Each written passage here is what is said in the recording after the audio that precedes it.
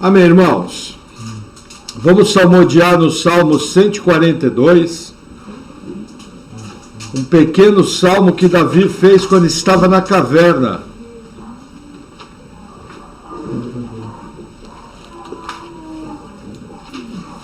Salmo 142 diz assim: com a minha voz clamei ao Senhor, com a minha voz supliquei ao Senhor. Derramei a minha queixa perante a sua face, expus-lhe a minha angústia. Quando o meu espírito estava angustiado em mim, então conheceste a minha vereda. No caminho que eu andava, esconderam-me um laço. Olhei para a minha direita e vi, mas não havia quem me conhecesse. Refúgio me faltou, ninguém cuidou da minha alma. A ti, ó Senhor, clamei. Eu disse, tu és o meu refúgio e a minha porção na terra dos viventes. Atende o meu clamor, porque estou muito abatido. Livra-me dos meus perseguidores, porque são mais fortes do que eu. Tira minha alma da prisão, para que louve o teu nome. Os justos me rodearão, pois me fizeste bem. Até aqui. Amém, irmãos? Vamos ao nosso texto base, Evangelho de Mateus, capítulo 13.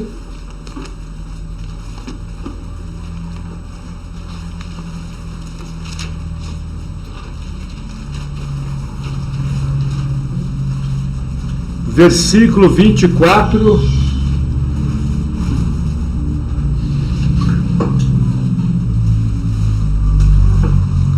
Mateus 13, 24, diz assim: propôs-lhe outra parábola, dizendo: o reino dos céus é semelhante ao homem que semeia a boa semente no seu campo. Mas dormindo os homens, veio seu inimigo e semeou joio no meio do trigo, e retirou-se. Até aqui. Vamos orar. Senhor, obrigado por tua palavra. Eu oro em nome de Jesus te agradecendo, pedindo que o Senhor venha me capacitando e capacitando os teus filhos a aprender a tua palavra nessa manhã. Vem com o teu poder, em nome de Jesus. Amém. Amém, irmãos. Semana passada, recapitulando, nós vimos a parábola do semeador, mostrando em que tipo de solo que a semente cai.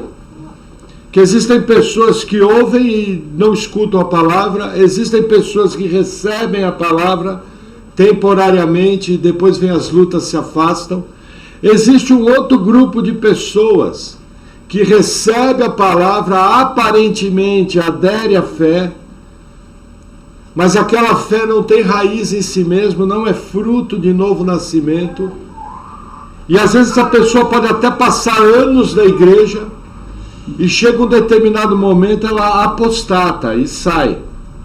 E o quarto tipo de pessoa, que é aquele que nasce de novo e frutifica. O que Jesus está mostrando? Que a palavra é lançada e ela já tem o seu alvo.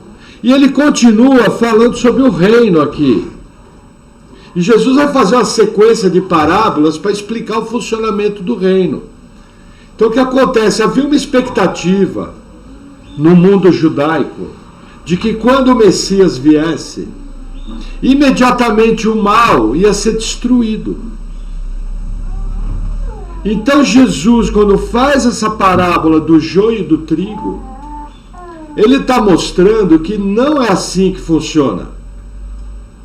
Por quê? Porque o reino dos céus, ele foi estabelecido por Jesus, porém ainda não plenamente.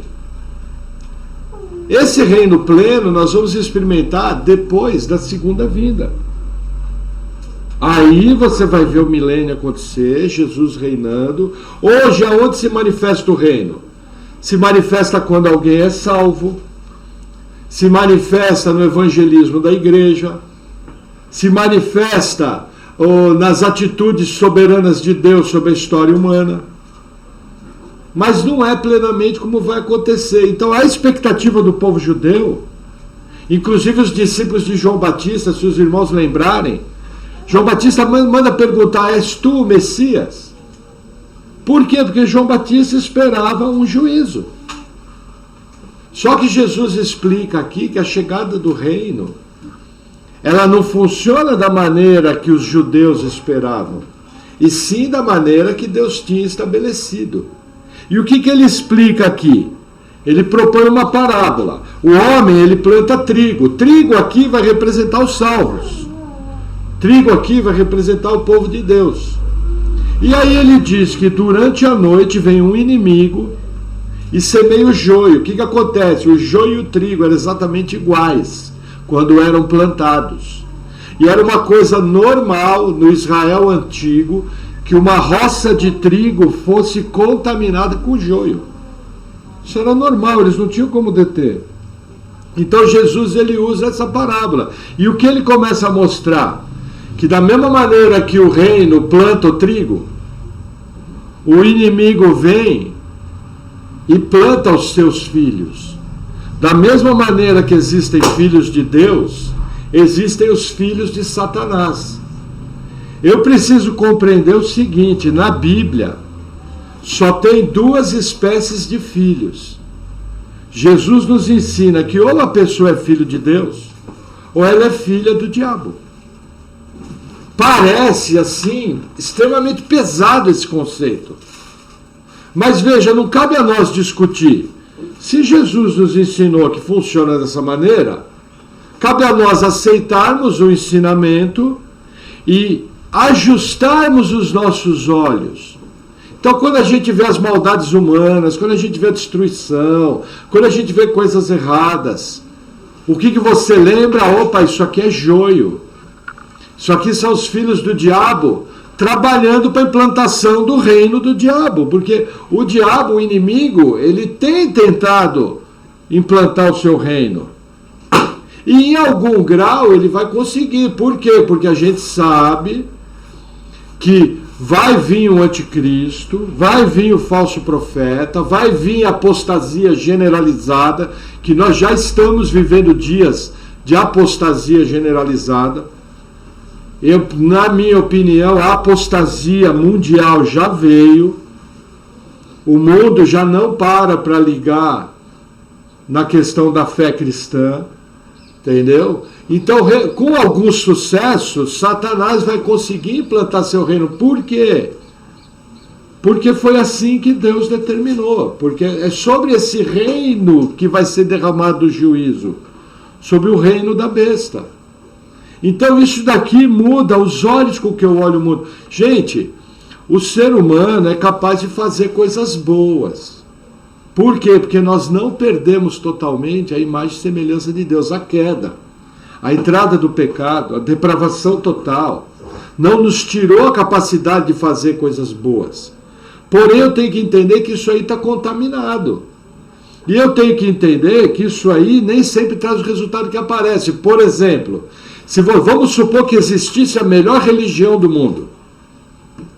E aí essa melhor religião do mundo fizesse as melhores obras do mundo. E aí essa religião nos propusesse centenas de milhares ou de milhões de seguidores. Essa religião seria boa?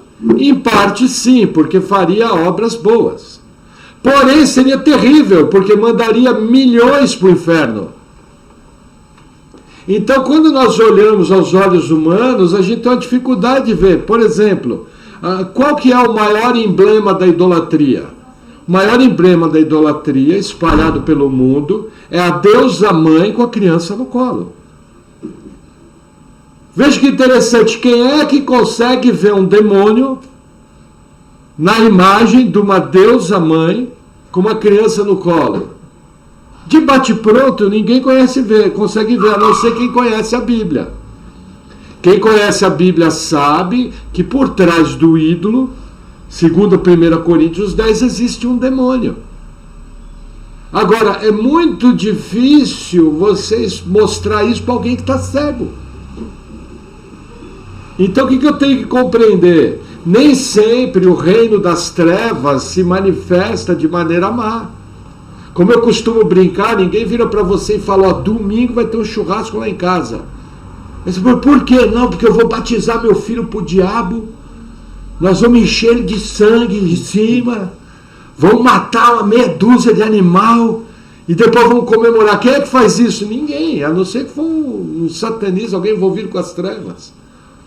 As pessoas, quando elas vão fazer qualquer tipo de ritual nas suas religiões, elas pensam que elas estão servindo a Deus. Por quê? Porque o Deus desse século, o diabo, cegou-lhes o entendimento. Por que elas fazem isso? Porque o ser humano foi criado para adorar a Deus. E com a queda, essa adoração foi interrompida. Porque eu não posso me achegar a Deus com os meus pecados. Só que isso não foi tirado do ser humano, então ele vai adorar alguma coisa. E o que ele vai adorar? A figura que mais se aproxima do estereótipo que tem de Deus. Então, Jesus vem mostrando aqui que a sua chegada não eliminaria o mal. Ao contrário, se a gente for medir as astúcias de Satanás na época de Jesus, a gente percebe o que a Bíblia chama do multiplicar da iniquidade. Hoje nós vivemos num mundo muito mais difícil de lidar, muito mais complicado, até porque a informação caminha como um raio. E quando tem muita informação, existe muita mentira. Amém? Mas vamos seguir a leitura. Versículo 23. Opa, virou minha página. Bateu o vento aqui. Versículo 26. E quando a erva cresceu e frutificou, apareceu também o joio. E os servos do pai de família, indo ter com ele, disseram-lhe, Senhor, não semeaste tu no teu campo boa semente? Por que tem então o joio? Então ele lhes disse, um inimigo é quem fez isso. E os servos lhe disseram, queres, pois, que vamos arrancá-lo? Ele, porém, lhe disse, não, para que ao colher o joio, não arranqueis também o trigo com ele. Deixai crescer ambos juntos até a ceifa. E por ocasião da ceifa, direi aos ceifeiros, colhei primeiramente o joio e atai-o em molhos, para o queimar, mas o trigo ajuntai-vos no meu celeiro. O que acontece? Veja, todo mundo sabia naquela época que não podia colher o joio antes.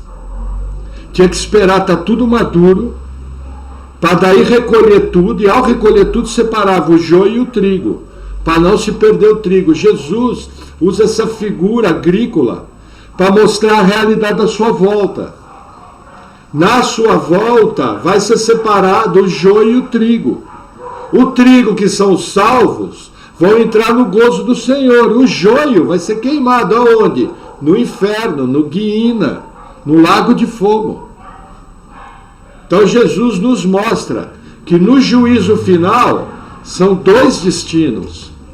Um junto com Deus, outro apartados de Deus. E aí o texto continua, versículo 31. Outra parábola lhes propôs, dizendo, o reino dos céus é semelhante ao grão de mostarda, que o homem, pegando nele, semeou no seu campo, o qual é realmente a menor de todas as sementes, mas crescendo é a maior das plantas, e faz-se uma árvore, de sorte que vêm as aves do céu e se aninham nos seus ramos. Deixa eu explicar uma coisa para vocês. Vamos ler o 33. Outra parábola lhes disse, o reino dos céus é semelhante ao fermento, que uma mulher toma e introduz em 3 medidas de farinha, até que tudo esteja levedado. O que Jesus está mostrando aqui? Continuando a explicação sobre o reino. Primeira informação, o mal não vai ser extirpado. Segunda informação, o reino dos céus começa pequeno. Como?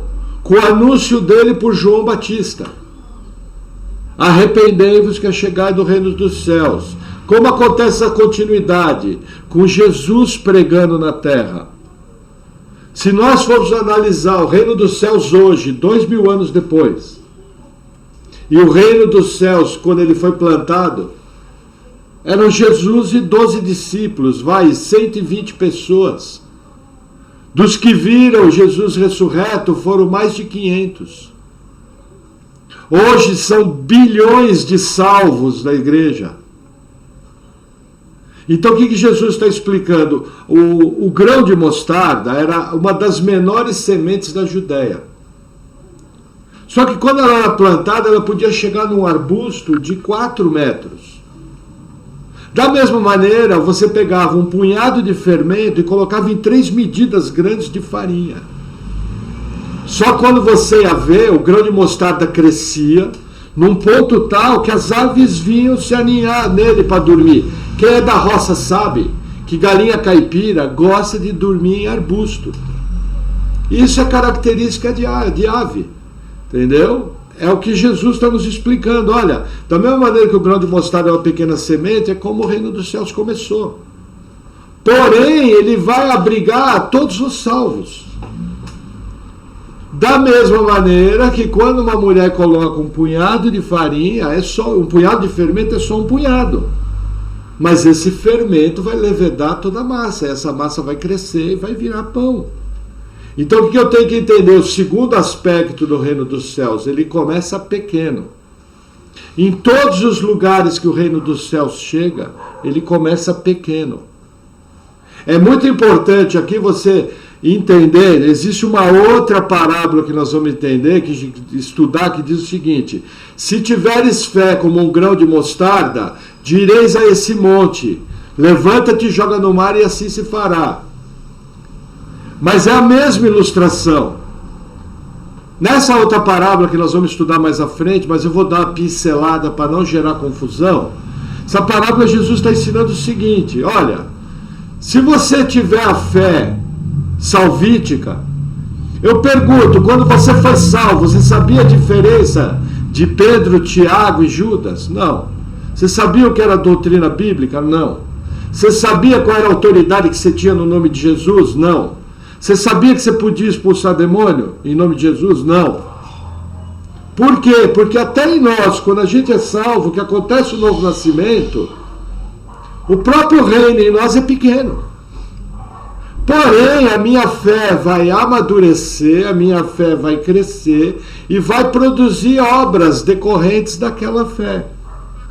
O que é um monte se levantar e jogar-se no mar? É uma figura de linguagem da época. Sabe quando a gente fala nem que a vaca tussa? Naquela época se falava o seguinte: olha, isso aí é tão difícil que é mais fácil um monte levantar e se jogar no mar. Coisas difíceis, por exemplo de coisas impossíveis: salvação do João, salvação do Maurício, salvação do Erasmo. Isso é muito mais difícil do que um monte se levantar e se jogar no mar. O que as pessoas fazem? Elas distorcem o entendimento do texto e falam que para você conseguir bênção você tem que ter fé. E a gente sabe que isso aí não é bíblico. Por quê? Porque a fé bíblica, não existe graus de fé. Eu pergunto: ou você crê em Jesus, ou você crê, ou você não crê, concorda? A pessoa que crê mais ou menos, vai para onde quando morrer? Para o inferno.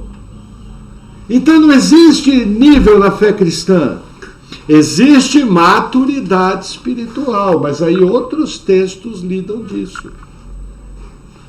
Então nós temos que entender que a nossa fé, que é o crer em Jesus, ela é pequena no começo e vai passar pelo processo de maturidade. Agora, para mim me aproximar de Deus e pedir algo, eu preciso crer que Deus existe, preciso crer que Jesus é Deus e que Ele é o Senhor da minha vida. Sem isso eu não consigo me aproximar, sequer vou ser ouvido. Entende essa questão? Mas voltando para as nossas duas parábolas, Jesus está mostrando que o reino começou lá na Judéia, na verdade começou na Galileia. Os primeiros feitos de Jesus foram na Galileia. Lá nos cafundó de Zebulon e Naphtali, Galileia dos gentios. E aquilo veio e se manifestou de forma tal que vem salvando até hoje, e vai salvar até a consumação dos séculos. Amém? Amém? E aí continua, mais um pouco, versículo 34.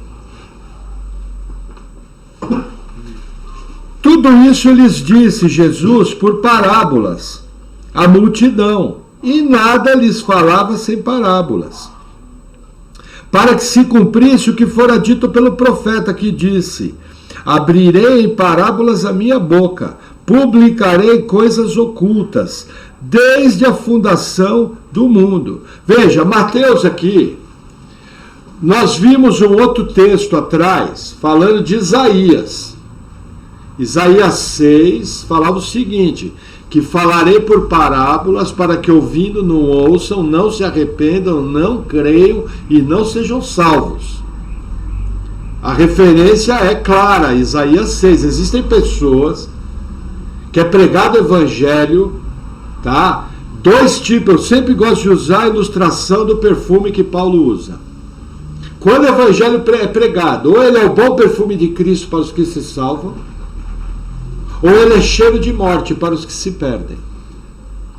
Então fica bem claro, vai ter vezes que você vai pregar o evangelho, é cheiro de morte. É o que a gente chama popularmente o evangelho para juízo.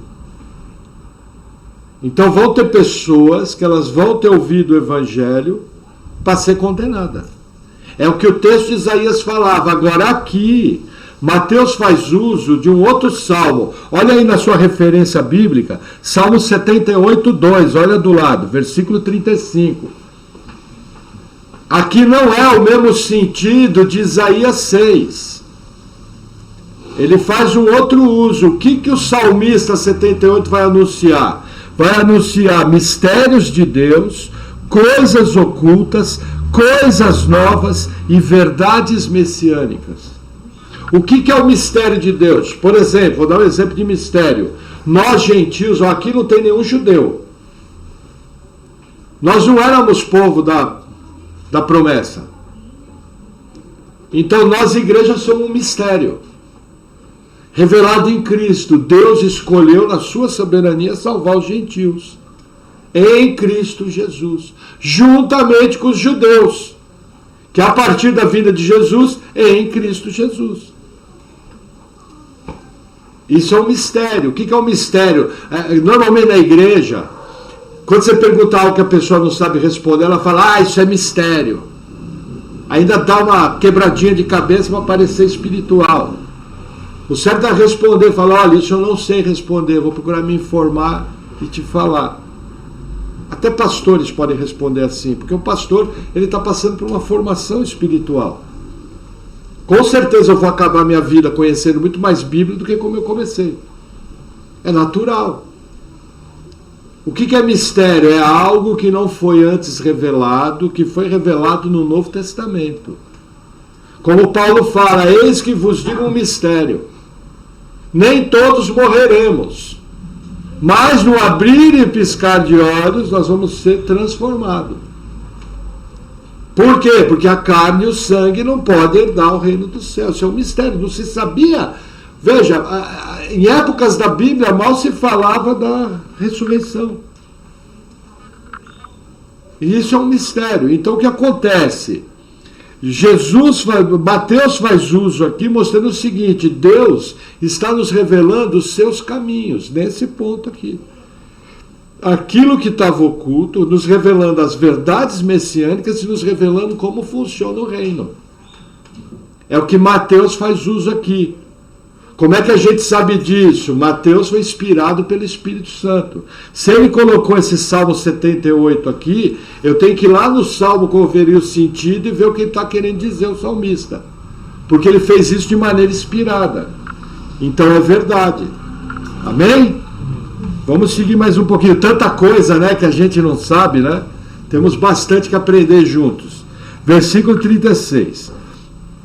Então, tendo despedido a multidão, foi Jesus para casa, e chegaram a ele os seus discípulos, dizendo: explica-nos a parábola do joio do campo.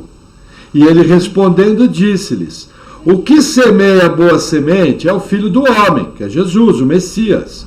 O campo é o mundo, e a boa semente são os filhos do reino, e o joio são os filhos do maligno. O inimigo que o semeou é o diabo, e a ceifa é o fim do mundo, e os ceifeiros são os anjos. Assim como o joio é colhido e queimado no fogo, assim será na consumação desse mundo. Mandará o Filho do Homem os seus anjos, e eles colherão do seu reino tudo o que causa escândalo e os que cometem iniquidade, e lançá-los-ão na fornalha de fogo. Ali haverá pranto e ranger de dentes. Então os justos resplandecerão como o sol no reino de seu Pai. Quem tem ouvidos para ouvir, ouça. O que Jesus está nos falando aqui? Do destino dos ímpios. O que acontece? É muito interessante algumas parábolas, que elas são autoexplicativas. Eu não posso adicionar nenhum sentido a mais na parábola. Por quê? Porque Jesus dá a explicação da parábola. Todas as vezes que Jesus dá a explicação da parábola, só cabe a explicação de Jesus. Por que eu digo isso? Veja que interessante. Os irmãos sabem que a nossa igreja e outras igrejas históricas praticam a chamada disciplina bíblica. O que é a disciplina bíblica? A disciplina bíblica é o pecador que não quer se arrepender, vivendo em pecado aberto, e ele é excluído do rol de membros da igreja, conforme orientação em Mateus 16, em Mateus 18 e em 1 Coríntios 5, fora outros textos. Mais ou menos é assim: o camarada arruma uma amante, aí a igreja fica sabendo, vai conversar com o camarada, fala: fulano, isso aí é pecado, não faça assim, vai destruir sua vida, vai destruir sua família. É importante que você se arrependa, abandone isso, tal. Aí a pessoa fala: tá bom. Aí passa 15 dias, você vê o cara passeando com a amante no shopping. O que a igreja tem que fazer? Vai chamar 2 testemunhas, vai conversar de novo. Aí o cara fala: não, tô arrependido, não sei o quê. Aí passa mais um mês, vê o cara entrando no motel com a amante. Aí a igreja faz a última advertência: olha, fulano, nós já te avisamos uma vez, já te avisamos 2 vezes, nós vamos levar o teu caso para a igreja. Se você não se posicionar em arrependimento, nós vamos ser obrigados a excluir você da membresia da igreja. Isso quer dizer o seguinte, fulano: ao você sair da cobertura espiritual da igreja, você está sendo entregue a Satanás, para a destruição do seu corpo, para que você seja salvo no último dia. Você compreende isso? E aí a igreja, em votação, exclui aquela pessoa. Quer tirar o fermento contaminante de dentro da igreja. O que acontece hoje em dia? Hoje em dia se prega um falso evangelho, um evangelho distorcido. E praticamente a maioria das igrejas não exerce disciplina bíblica. Porque numa boa, quem é velho de igreja aqui, que nem eu, João e Aida, o Erasmo, que também cresceu na igreja, Rodrigão, a gente sabe que, olha, 50% dos membros da igreja, se fosse aplicar disciplina, já não estavam como membro da igreja. Veja, quando você exclui alguém da membresia, você não proíbe de vir. Por exemplo, nós tivemos agora, no primeiro semestre do final do ano passado, começo desse aqui, 2 mulheres e um irmão foram desligados da igreja. O único que se manifestou foi o irmão. Chegou e falou: não, eu reconheço que eu errei, não devia ter feito dessa forma, estou firme. Nós falamos: então, irmão, por favor, você precisa ouvir a palavra, você precisa congregar, você precisa estar junto. Esse aí não foi excluído do rol de membros. Não está fazendo parte, mas não está em atitude obstinada. Já as 2 irmãs, que orientação nós demos? Irmão, o negócio é o seguinte: fica atento para a sua situação. Você está sem a cobertura espiritual da igreja. Mas olha, deixa eu te falar uma coisa. O lugar que a gente procura quando está doente é o hospital. Então você deveria, mais do que nunca agora, vir para o culto, ouvir a palavra. Nós estamos aqui para te ajudar no que for. ou essa atitude do teu desligamento não tem nada a ver com a sua frequência na igreja. Entende que é algo espiritual? É muito importante, ninguém vai proibir ninguém de entrar na igreja. Não pode fazer isso. Pra você ter uma ideia, sequer eu posso proibir de tomar ceia. Se a pessoa quiser tomar, é veneno para ela. Não queria nem estar na pele dela. Entendeu? Eu não posso proibir de tomar ceia. Mas você orienta a pessoa, olha, fulano, você está no caminho equivocado, isso aí está se prejudicando. Então, na verdade, a disciplina bíblica é uma atitude de amor em relação à pessoa, para que ela se corrija, porque, veja, segundo 1 Coríntios 11, Deus pode até recolher. A pessoa pode ter a vida dela interrompida precocemente por causa do pecado obstinado. E o que tem a ver a parábola do joio e do trigo com a disciplina bíblica? As pessoas interpretam de maneira errada a parábola do joio e do trigo. E elas dizem com isso que, como Jesus falou que não pode retirar o joio, a igreja não pode excluir a membresia. Isso gera um tremendo problema teológico. Porque isso transforma Mateus em paranoico, porque no seu evangelho ele fala as duas coisas, e transforma Paulo num louco, que nas suas epístolas ele repete. E por que as igrejas cometem esse erro? Muito simples, porque é um problema de ser analfabeto. Parece pesada a minha palavra, mas é um problema de não saber ler. Porque olha o que diz a parábola. Vamos lá, versículo 38. O campo é o mundo, e a boa semente, os filhos do reino, e o joio são os filhos do maligno. Como o pessoal lê aqui, analfabetismo funcional teológico, o campo é a igreja. Não é isso que está escrito aqui. É o mundo. Eu pergunto, Deus ele mandou um raio para acabar com todos os ímpios do mundo? Deus mandou a peste instantânea. Agora todo mundo que é ímpio vai morrer, só vai ficar vivo quem é meu filho. Não. Percebe o problema da má teologia? Aí o que acontece? A igreja não trata o pecado. Quando a igreja não trata o pecado, Jesus se volta contra a igreja, como as cartas do Apocalipse mostram. Já pensou o nosso Salvador voltado contra nós e removendo o nosso castiçal? Que terrível! E aí as coisas começam a dar errado na sua vida, inclusive quem está junto sofre junto. Por exemplo, eu hoje, com o conhecimento que eu tenho, eu jamais congregaria numa igreja que não tem disciplina bíblica. Para vocês terem uma ideia, nós congregamos no Bola de Neve, congregamos na Comunidade Cristã de Curitiba. São boas igrejas, a gente não concorda teologicamente com tudo, existem diferenças doutrinárias, mas as duas têm disciplina bíblica.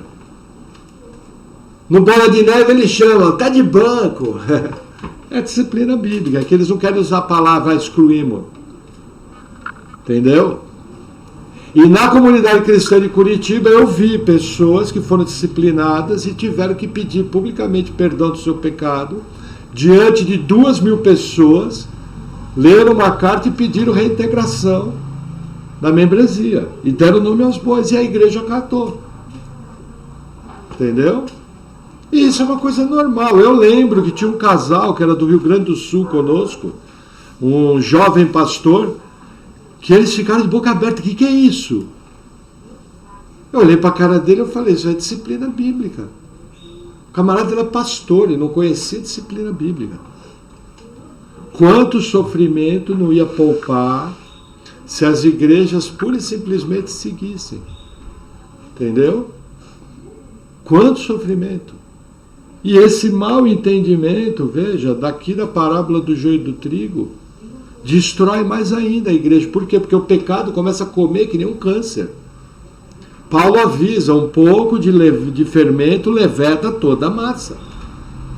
O mesmo princípio que é aplicado de maneira positiva no exemplo de Jesus, do fermento levedando toda a massa, que é o reino, Esse mesmo exemplo do fermento é aplicado por Paulo, que o fermento do pecado fermenta toda a massa. Então eu tenho que entender o seguinte, gente, não se espantem. Enquanto Jesus não voltar, nós, igreja, vamos conviver com o mal. Nós, igreja, vamos ver muita maldade. Nós, igreja, vamos ver muita coisa errada. Não se assuste, não se atemorize. É assim que tem que ser. Veja, aparentemente o mundo parece que melhorou. Melhorou no aspecto que ele é um mundo, entre aspas, menos violento. Mas se você for colocar o número de pessoas que morrem no mundo por assassinato, é enorme. Se você colocar as injustiças que acontecem no mundo, são absurdas. Mas por quê? Porque desde que Jesus veio e começou a implantar o seu reino, o diabo também tem implantado o reino dele. E tem plantado o joio no meio. Inclusive, dentro da igreja, eu tenho trigo e tenho joio. Normal, porque aonde que o joio tem que vir para ouvir a palavra? É na igreja, nós já fomos joio. Eu não posso misturar as coisas. Por isso que eu falo, se vem um adúltero aqui na igreja, se vem uma prostituta, se vem alguém que a gente sabe aí que é meio metido com as malandragens, ou que é um usuário de droga, lógico, você vai guardar as bolsas. Não vai ser bobo, de dar moleza com a bolsa. Ou se vem, por exemplo, um travesti, ou se vem uma homossexual, que você vai fazer, seja bem-vindo, vai tratar que nem gente, vai tratar com respeito e vai pregar a palavra. E ainda vai falar, quarta-feira volta que tem culto. E é o seguinte, 7:30 da noite tem oração, venha que nós vamos orar pela sua vida. Porque na verdade pecado é pecado. Desde a mentira até o adultério, até a perversão sexual, tudo é pecado. Todos eles são iniquidade diante de Deus. É na igreja que o pecador tem que vir. Você prega o evangelho para pecadores. Não precisa pregar para o irmão João. Já é salvo. Eu tenho que pregar para aquele que não conhece. Simples assim. Amém? Amém. Vamos avançar mais um pouquinho. Versículo 44. Ótimo, é longo o capítulo. Também o reino dos céus é semelhante a um tesouro escondido num campo, que um homem achou e escondeu, e pelo gozo dele vai e vende tudo que tem e compra aquele campo. O que está acontecendo? O que está falando aqui? Esse aqui é um exemplo que Jesus dá do valor incomparável da salvação. Gente, a coisa mais importante que você tem na vida é o Evangelho. Não existe nada que se compara ao Evangelho. Ele usa esse exemplo do campo comprado, por quê? Porque na lei judaica a pessoa podia explorar as coisas do campo se ela tivesse comprado. Então ele usa uma figura agrícola. Mas ele está nos mostrando aqui que a coisa mais importante que existe é o Evangelho. Qual é o problema? Aí eu vou falar a minha leitura pastoral. E é algo que você tem que responder com a sua cabeça no travesseiro. E vou estar falando isso para a nossa igreja e para quem vier ouvir a palavra. Para mim, hoje em dia, a grande maioria dos crentes não compreende o valor do Evangelho. E no seu estilo de vida, o Evangelho fica em segundo lugar. Porque eu tenho inúmeras coisas. Isso é o que eu vejo como pastor. As pessoas falam com a sua boca que o Evangelho é a coisa mais importante que tem, mas na sua prática de vida, em geral, elas têm 500 coisas mais importantes. Essa é a leitura que eu vejo. E infelizmente, dentro da igreja do Senhor, tem muito frequentador de igreja que não trata o Evangelho como a coisa principal que tem. E isso está extremamente errado. Se você está meio incomodado com isso que eu estou falando, para nas suas orações e pense, pergunta a Deus, Senhor, faz uma releitura da sua vida. Senhor, realmente é isso? Isso aí está acontecendo na minha vida? E olha, gente, na boa, quem anda comigo sabe. Eu vivo uma vida normal, eu trabalho, eu faço trilha, eu pedalo, entendeu? Eu estudo a Bíblia. Eu vivo uma vida normal. Porque às vezes quem vai estar ouvindo o pastor fala, nossa, é o irmão Melquisedeque, é o irmão Enoque em pessoa, nada a ver. Eu vivo uma vida extremamente normal. Eu nem me apresento como pastor. Poucas pessoas sabem que eu sou pastor. Ele chega, conversa, dá risada alto, vai passear, gosta de estar junto com as pessoas, mas a pergunta é, no seu coração, na sua escala de prioridades, realmente o Evangelho é o primeiro? Ah, pastor, é. Bacana, então me mostra isso através das suas atitudes. Eu tenho que parar para pensar, gente. Por exemplo, essa semana eu estava com uma pessoa e a pessoa teve uma situação que aconteceu que ela ficou totalmente contrariada. Aí eu cheguei para a pessoa e falei, olha, você deveria pensar o seguinte, Mateus 6 fala, buscar primeiramente o reino dos céus e a sua justiça e as demais coisas serão acrescentadas. Talvez você não esteja buscando o reino dos céus em primeiro lugar. E isso está comprometendo o resto. E eu tenho que parar para pensar nisso. Às vezes tem algumas coisas que eu anseio na minha vida e elas estão sendo obstruídas por Deus, por Deus. E quando é Deus que obstrui, não adianta falar sai capeta, que não vai sair. Porque eu não sou íntegro para Deus. Eu não sou alguém que busco de maneira íntegra o Evangelho em primeiro lugar. Existem coisas que concorrem com o Evangelho. Eu tenho que tomar muito cuidado. Como que eu vou aferir isso? Deixa eu dar a maneira que eu congrego, quantas vezes eu venho para a igreja, como eu leio a Bíblia, como eu oro, como eu participo da comunhão dos santos. Todos eles são indicativos de qual é o meu grau de comunhão, como é que eu estou entrelaçado com a igreja local, qual é o meu potencial de resposta quando eu ouço uma verdade bíblica e a minha vida não está de acordo com aquilo. E eu tenho que responder. Responder como? Mudando a minha vida. Sabe, a vida cristã, ela é simples, porém os desdobramentos dela pegam todas as áreas da minha vida. Eu não sou crente aqui na igreja, eu sou crente na minha vida normal, o tempo todo. Então isso é uma coisa que eu tenho que parar para pensar. É o que Jesus está nos exortando aqui. E quer ver que é interessante? Ele continua com a mesma ideia na próxima parábola. Versículo 45, olha que interessante. Outro sim, o reino dos céus é semelhante ao homem, negociante, que busca boas pérolas.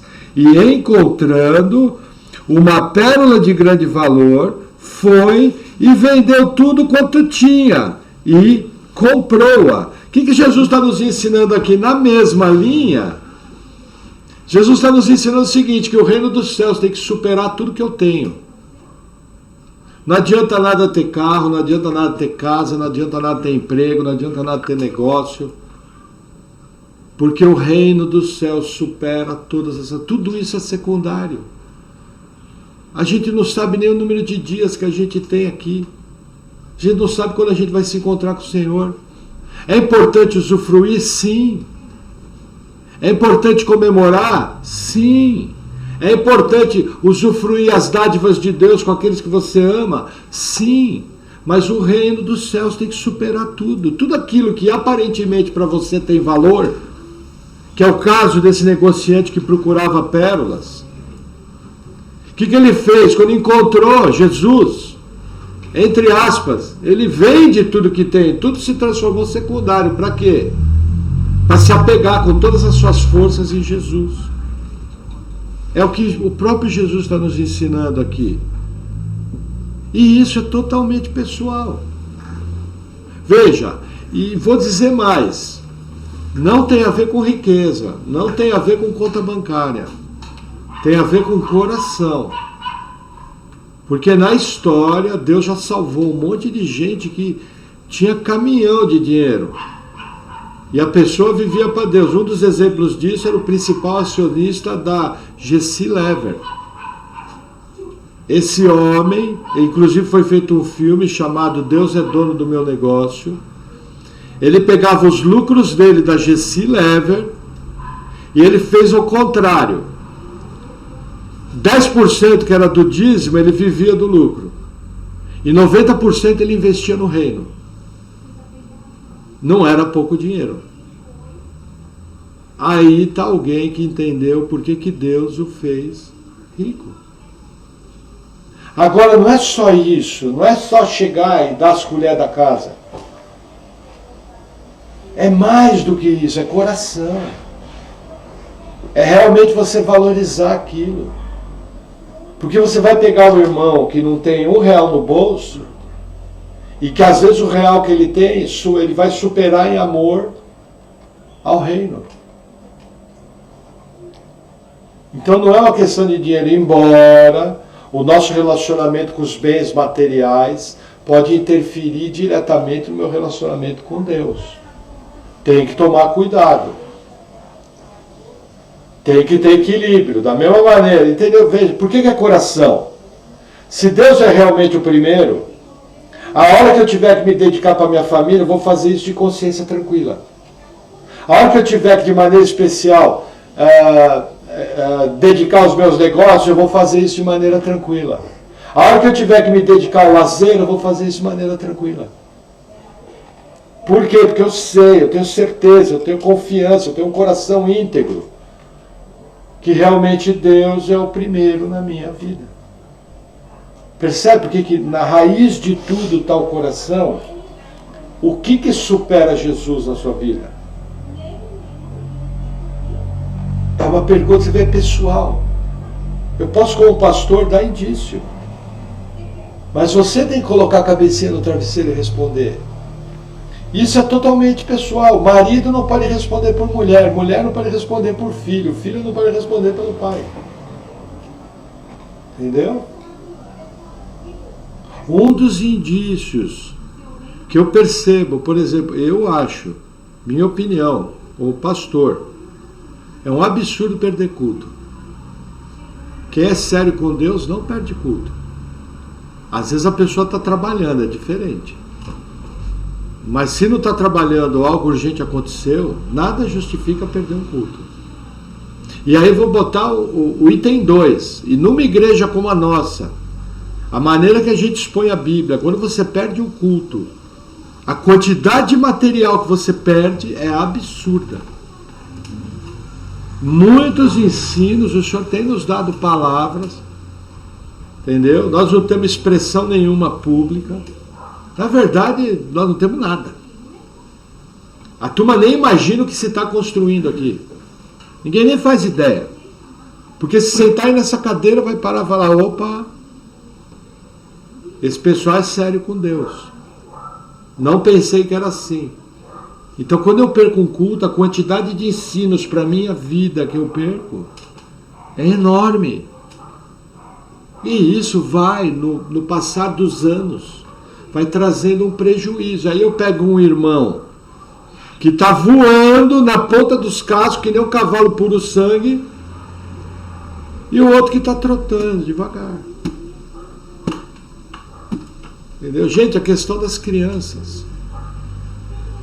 É muito sério o que está acontecendo.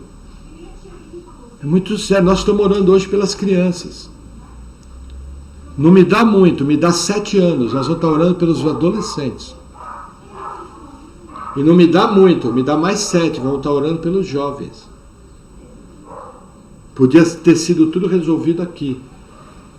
Aí você espera passar 20 anos para descobrir que por sua omissão, aquela coisinha mais linda que orava antes de comer, virou um ateu, que não quer saber das coisas de Deus e que foi enredado pelas questões do mundo.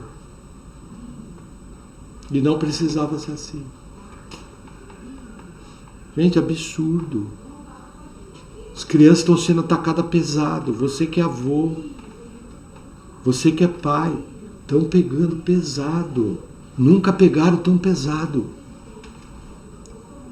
Faz aquelas palavras lá do Josué Irion, lembra, da Disney? Aquele missionário da Assembleia de Deus, João e Aida, lembro. Faz aquilo ali parecer brincadeira de criança.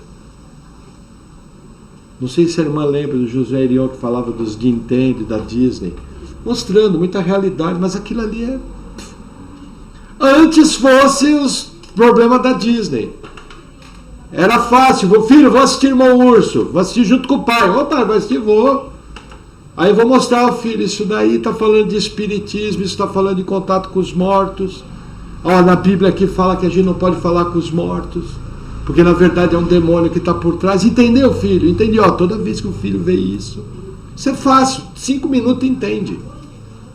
Aí tá jogando Nintendo, mostra, aparece lá uma carranca naqueles diabão. Ó, filho, deixa eu te explicar, isso aqui na verdade é representação de um demônio. Ó, a Bíblia mostra aqui, isso é fácil. Hoje não, hoje eles estão vindo na mentalidade, na maneira de enxergar o mundo.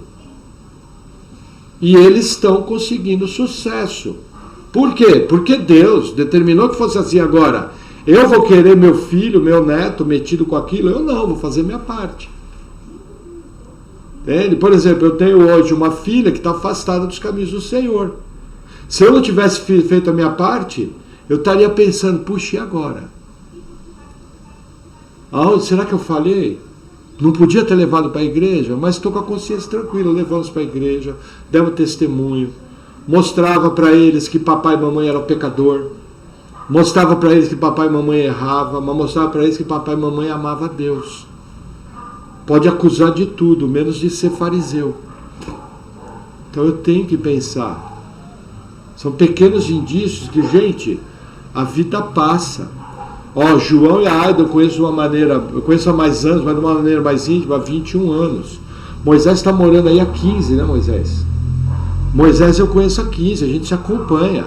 A Sibila, a Nádia, a Sibila eu conheço há 20 também. Entendeu? Agora estamos conhecendo a Luciana, o Oscar, entendeu? Estamos conhecendo. Mas a gente está todo mundo ficando velho junto. E a gente tem visto a consequência. Então precisamos cuidar. Entende? Graças a Deus o Moisés conheceu o Evangelho, se tornou outro homem. É outra pessoa. Entendeu? Graças a Deus o Adriano conheceu o Evangelho. Se tornou outra pessoa, mudou a família. Ah, Adriano é perfeito? Não. Bem-vindo ao clube. O pastor é o presidente do clube. Mas está andando nos caminhos do Senhor. E isso é o mais importante. Entendeu? Vamos seguir um pouquinho mais. Deixa eu ver se não... Virou minha página aqui de novo. Ah não, vamos lá. Versículo 47. Igualmente, o reino dos céus é semelhante a uma rede lançada ao mar, que apanha toda a qualidade de peixes. E estando cheia, a puxam para a praia. E assentando-se, apanham para os cestos os bons. Os ruins, porém, o lançam fora. Assim será na consumação do mundo. Virão os anjos, separarão os maus dentre os justos, e lançá-los-ão na fornalha de fogo. Ali haverá pranto e ranger de dentes. Veja, aqui novamente Jesus fala do juízo final. Nossa referência nos leva para Mateus 25, 32, se você olhar aí do lado. O que é Mateus 25, 32? É o julgamento das nações, os bodes e as ovelhas. É um dos aspectos. As ovelhas entram para o reino, os bodes são lançados fora, no inferno. Então o que Jesus está nos mostrando aqui? Gente, todo mundo vai ressuscitar. Essa rede o que é? É a ressurreição de todo ser humano que já viveu nesse planeta, desde Adão até o último homem que nascer. Todos vão ressuscitar. Todos vão receber um corpo eterno. todos, isso a igreja não fala, todos. Agora, que terrível, antes não tivesse recebido um corpo eterno. Porque os que morrerem sem Cristo vão passar a eternidade junto com Deus, num corpo eterno. E os que morrerem sem Cristo vão passar a eternidade em tormentos. Aí Jesus usa a ilustração, onde o verme come, mas a carne não é destruída, e onde o fogo queima, consome, mas não destrói. Vocês sabem o que é isso? Eternidade em tormento eterno. Todo mundo vai ressuscitar lá no julgamento do trono branco. E quem não tiver o nome escrito no livro da vida, vai confessar, obrigado. Vai confessar, obrigado. Jesus Cristo é o Senhor, ele vai ser lançado no inferno. Não é uma confissão como a que nós fazemos, Senhor, eu creio. Não, é obrigado, vai dobrar o joelho, mesmo não querendo, vai confessar que Jesus Cristo é o Messias e vai ser lançado no lago de fogo. Eternamente. É o que Jesus está nos ensinando aqui. Terrível. Terrível. Por isso que a gente tem que pregar o Evangelho. E orar pela salvação dos nossos entes queridos. A gente não sabe. Você não sabe o último minuto da vida de alguém? Não estamos aqui para julgar. Se a pessoa morreu com Cristo, foi salva. Se morreu sem Cristo, não foi.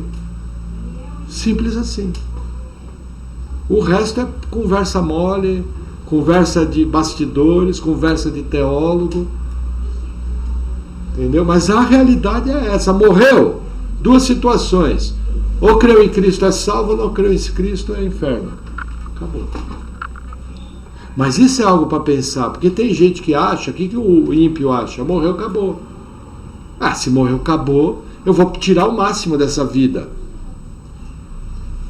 Percebe o problema da nossa cultura? Voltando novamente ao tipo de guerra espiritual que nós estamos vivendo. É o que a gente chama de hedonismo. Hedonismo é o culto ao prazer. Então nós vivemos uma geração materialista. Materialismo que eu falo não é comprar carro novo e viver em mansão. Materialismo aqui é diferente. Materialismo é o seguinte: morreu, acabou. A nossa existência é só a que eu tenho aqui. O materialismo leva a seguinte prática: como eu só vou viver aqui, eu vou tirar o máximo dessa vida. Vou ter 8 amantes, 9 maridos, vou roubar todo mundo, vou viver, vou fazer o máximo, vou viajar para o Alasca, do Alasca vou para o Equador, do Equador vou surfar na Antártida. Estou falando, fazendo piada. Porque eu tenho que tirar o máximo dessa vida. Vou ter uma esposa aqui, uma esposa lá em Ponta Grossa, outra em Guarapuá, vou ter em São Paulo, para onde eu viajar ter uma. Aí a mulher, ó, vou ter um cara metade aqui, outro cara metade lá, outro cara metade ali. Porque eu tenho que tirar o máximo dessa vida. Entendeu? Eu quero é conforto, eu quero viver bem. Vacina, manda 5, uma na testa, outra em cada olho, outra em cada braço, que eu não quero morrer. Eu faço o que for para não morrer. Quer que eu plante bananeiro e vá aplicar na sola do pé? Opa! Entendeu? Isso explica pessoas histéricas em relação a essa crise sanitária grave da pandemia. Mas gente histérico, gente fora da casinha. Por que está fora da casinha? Porque para ele, dentro do materialismo, morreu, acabou. Aí imagina, eu estou lá com 30 e poucos anos de idade, morreu, acabou. Opa, peraí, não posso? Eu tenho que tirar o máximo da minha vida. Entendeu? E isso está sendo incutido nos nossos filhos. Você faz o que você quiser com o seu corpo. Você tem o direito. A Bíblia fala, opa, não é bem assim. Você não faz o que você quiser com o seu corpo. Existe um Deus, você foi criado em mais semelhança dele. A coisa não funciona assim. Percebe como? O que eu quero que vocês entendam, gente? O mundo está caminhando a passos largos para a proibição da Bíblia. E para a igreja se tornar inimigo do Estado. É o que o mundo está trabalhando. Acorda. Você não é bem-vindo nesse mundo.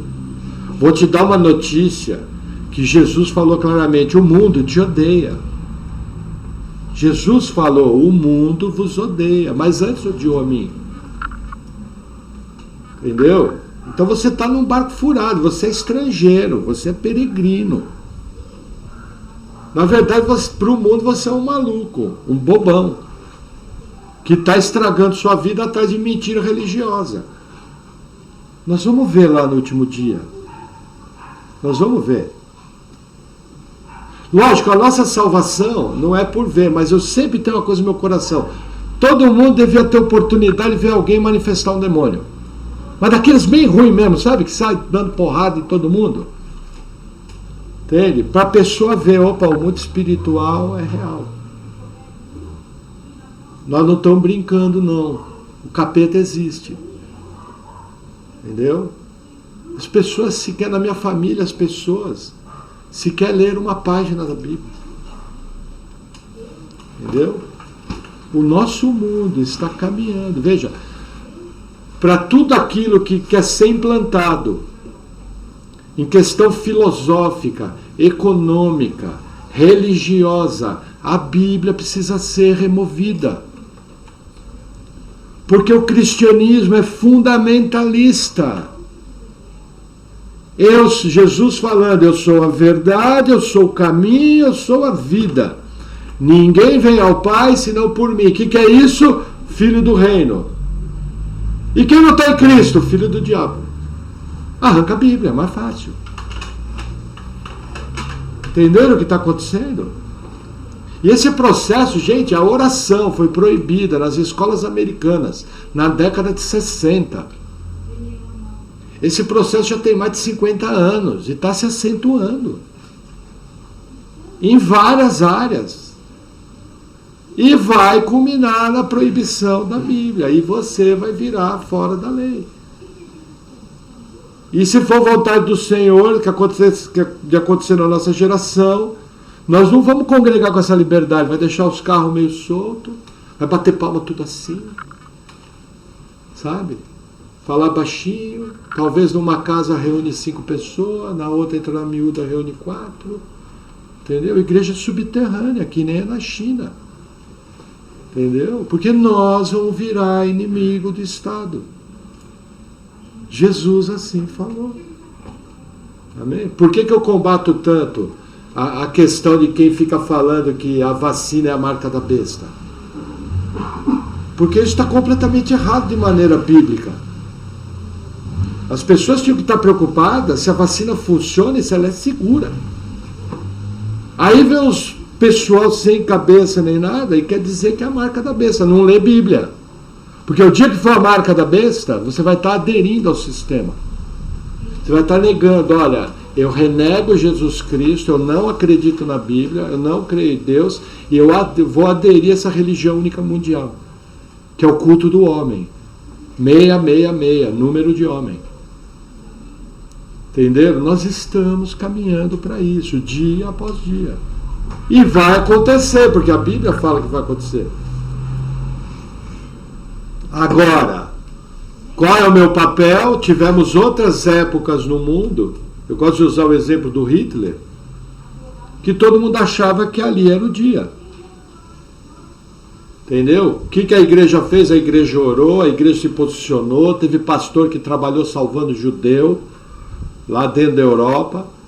Teve gente que fez um monte de coisa, teve um monte de soldado cristão que morreu na guerra. Por quê? Para o mal prevalecer, basta os bons se calarem. Nós temos que fazer a nossa parte, temos que ser luz do mundo, sal da terra, apoiar aquilo que é bom, apoiar aquilo que é justo, eleger políticos justos, gente que procura fazer o que é certo, divulgar aquilo que é bom, denunciar o que é ruim. Nós não sabemos se é agora. Nós só temos uma certeza: o mundo está caminhando para a proibição da Bíblia. Amém? Amém. Vamos indo para o final da palavra. Versículo 51. E disse-lhes Jesus: entendeste todas essas coisas? Disseram eles: sim, Senhor. E ele disse-lhes: por isso, todo escriba instruído acerca do reino dos céus é semelhante a um pai de família, que tira do seu tesouro coisas novas e velhas. Veja, essa parábola aqui, às vezes você não entende o que Jesus está falando. É bem simples. Escriba é o estudioso da Bíblia. Coisas novas e velhas, o que é? As verdades do Antigo Testamento e as verdades do Novo. Simples assim. Esse é o reino dos céus. Você acreditou nas verdades do Antigo Testamento e está vendo elas aplicadas no Novo. Simples assim. Esse sou eu e você. E o texto continua no 53. E aconteceu que Jesus, concluindo essas parábolas, se retirou dali. E chegando à sua pátria, ensinava-os na sinagoga deles, de sorte que se maravilhavam e diziam: de onde veio a este a sabedoria e essas maravilhas? Não é este o filho do carpinteiro? Não se chama sua mãe Maria e os seus irmãos Tiago, José, Simão e Judas? E não estão entre nós todas as suas irmãs? De onde lhe veio, pois, tudo isso? E escandalizavam-se nele. Jesus, porém, lhes disse: não há profeta sem honra, a não ser na sua pátria e na sua casa. E não fez ali muitas maravilhas, por causa da incredulidade deles. Quais as verdades que Jesus ensina aqui? Primeiro, Jesus tinha 4 irmãos. A Bíblia dá o nome. E mais irmãs. Segundo, entre os nossos, nós não vamos ser reconhecidos como autoridade. Não fazem nem ideia. Não vão te ouvir. Entendeu? Eu vejo isso na minha vida. Não me ouvem. Eles não sabem 5% do depósito que Deus construiu na minha vida. Nem imagina por onde anda, como gasta a vida, como se dedica. Não faz ideia. Não faz ideia, não tem a mínima ideia, tá? A única pessoa, por exemplo, que sabe disso é minha prima Renata, que tem acompanhado a gente na live. O resto não faz ideia, com vocês é igual. Não sabe o que Deus está construindo. Olha para o Moisés, vê o defeito do Moisés. Olha para a Aida, vê o defeito da Aida. Olha para a Sibila, vê o defeito da Sibila. Mas defeito todo mundo tem. Só teve um que não teve defeito: Jesus Cristo. Entendeu? Então, quando você tiver resistência, não estranhe. É normal. É assim que acontece. Você, entre os seus, vai ser um profeta sem honra. Algumas vezes você vai ser ouvido? Sim. Mas em geral não. Por quê? Porque olham para o natural, olham para o velho homem. O maligno vem e coloca o foco na velha Luciana, no velho Oscar, na velha Ismélis, entendeu? Na velha Nádia. Embora seja tão nova, mas existe uma velha Nádia. Entendeu? É isso que acontece. E é o normal. Você pode ver, quando você fala das coisas de Deus, a turma... Tem parente nosso que é crente e torce o nariz. Imagina o que é incrédulo. Entendeu? E é dessa forma que tem que ser.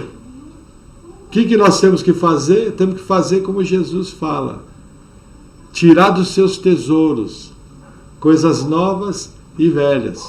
Aproveitar tudo aquilo que é bom do Evangelho. Buscar a sabedoria de Deus. Buscar uma vida cristã de Jesus seja o primeiro. E tocar a vida com alegria, com leveza, aproveitando aquilo que Deus nos dá, usufruindo dos relacionamentos que Deus nos dá, trabalhando naquilo que é bom, com alegria. Nessa época que nós estamos vivendo, tentam colocar um manto cinza sobre tudo. Cuidado, existe uma indústria de tragédia funcionando para te manter preso, seja na grande mídia podre e seja na internet. Tem muita gente na internet vivendo de má notícia. Mas nós não somos chamados para isso. Nós somos chamados para ser cheios do Espírito Santo, firmes com Deus, sábios. Sempre extrair as coisas boas. E principalmente sermos vigilantes nessa época tão difícil, que é o século XX e o século XXI. Sabendo que a resistência é a igreja. só vai piorar. Amém? Vamos orar. Senhor, obrigado por tua palavra. Eu oro em nome de Jesus te agradecendo, pedindo, Senhor, que o Senhor venha nos capacitando a viver uma vida íntegra, sábia, cheia do teu poder, cheios da tua palavra, onde realmente o Senhor seja o primeiro. Pai, que o Senhor venha nos livrando de todo mal, que o Senhor venha nos livrando de toda armadilha, que o Senhor venha com o teu poder agindo em nossa fraqueza. No nome de Jesus, amém. Amém.